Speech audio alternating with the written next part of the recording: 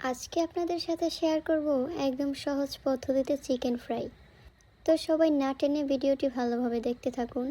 হ্যাঁ এভরিওয়ান, আসসালামু আলাইকুম। আশা করি সবাই ভালো আছেন আর আমিও অনেক ভালো আছি। তো আজকে শেয়ার করব এই সহজ পদ্ধতিতে চিকেন ফ্রাই রেসিপিটা। তো প্রথমেই আমি একটা বাটিতে চিকেনগুলো নিয়ে নিয়েছি ভালোভাবে ধুয়ে। তারপর সেখানে আদা বাটা, রসুন বাটা দিলাম, পরিমাণ মতো মরিচের গুঁড়া, ধনিয়ার গুঁড়া, গুঁড়া মশলা, লবণ, সয়া সস আর একটু লেবুর রস দিয়ে সেগুলোকে ভালোভাবে মিশিয়ে কিছুক্ষণের জন্য রেখে দিব। সাথে সাথে ভেজে ফেললে চিকেনের গায়ে মশলাগুলো ভালোভাবে মেশে না, যার কারণে খেতেও ভালো লাগে না। তারপর একটা বাটিতে ময়দা নিয়ে নিব আর এক পিস চিকেন নিয়ে ময়দাটাকে ভালোভাবে মেশাবো।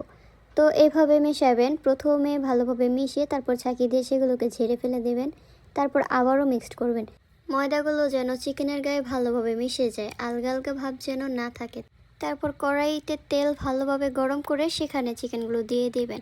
তেলটা যখন একদম বেশি গরম হয়ে আসবে তখন দিবেন, হালকা গরম হলে হবে না। হালকা গরম তেলে দিলে চিকেনগুলো ক্রিস্পি হবে না, তার জন্য তেলটা ভালোভাবে গরম করে নিতে হবে, যাতে চিকেনগুলো দেওয়ার সাথে সাথে একদম ক্রিস্পি হয়ে যায়। তারপর নেড়ে চেড়ে হয়ে গেলে সেগুলোকে নামিয়ে নেবেন। দেখুন চিকেন ফ্রাইগুলো দেখতে কতটা ক্রিস্পি হয়েছে আর খেতেও অনেক বেশি মজা হয়েছিল। আপনারাও চাইলে এভাবে বাসায় বানাতে পারেন একদম সহজ পদ্ধতিতে। আর আমি চিকেন ফ্রাইগুলো মেয়োনিজ দিয়ে খেয়েছি, মেয়োনিজটাও আমি নিজেই বাসায় বানিয়েছি। আপনারা চাইলে পরবর্তী ভিডিওতে রেসিপিটা দিয়ে দিব। আজকের ভিডিওটা এই পর্যন্তই। আর যদি ভিডিওটা ভালো লাগে তাহলে অবশ্যই আমার চ্যানেলটা সাবস্ক্রাইব করে দেবেন।